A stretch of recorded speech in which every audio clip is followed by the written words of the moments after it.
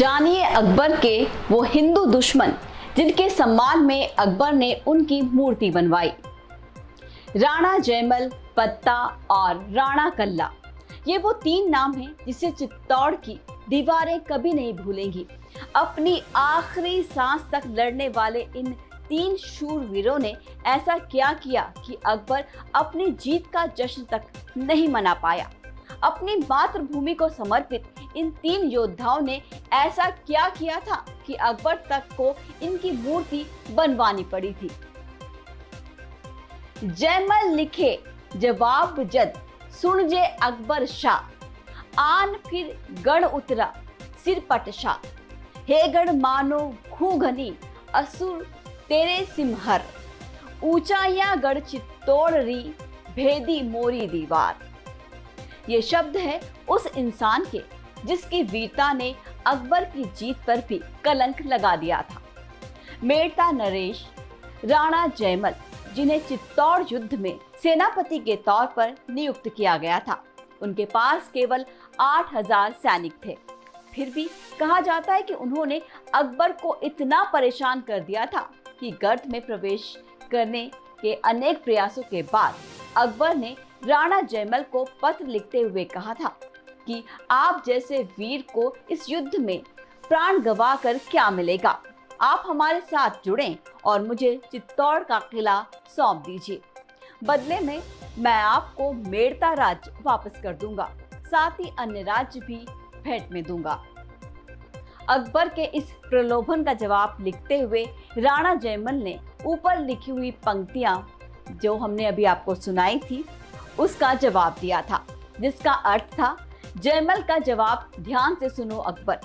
मेरे राजा ने बहुत ही विश्वास के साथ मुझे इस गढ़ की जिम्मेदारी सौंपी है, इसलिए यदि आपको चित्तौड़ के दुर्ग में प्रवेश करना है तो मेरी मृत्यु के पश्चात ही जाना होगा, क्योंकि जब तक राणा जयमल जीवित है तब तक कोई भी असुर इस गढ़ में प्रवेश नहीं कर सकता।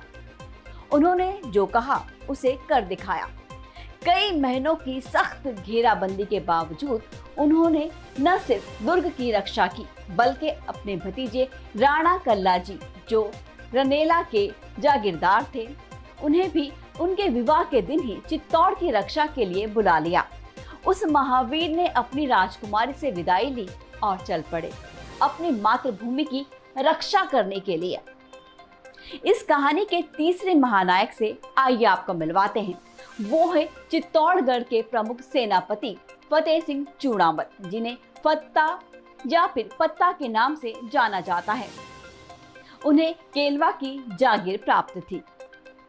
ये भीषण युद्ध कई महीनों तक चला, पर राणा जयमल, कल्ला और पत्ता हर तरह से तैयार थे, जैसे कि उन्होंने पहले से ही खाने की सामग्री इकट्ठी की हुई थी।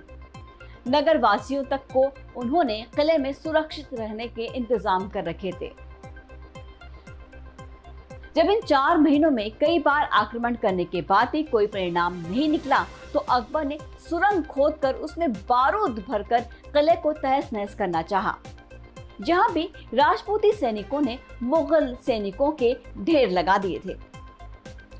आखिर जब 4 महीने के बाद आमने सामने का युद्ध हुआ, तब राजपूत समझ गए कि मुगलों के पास 60,000 सैनिक और लगभग 7 किलो बारूद है, जिसके सामने वो जीत नहीं पाएंगे।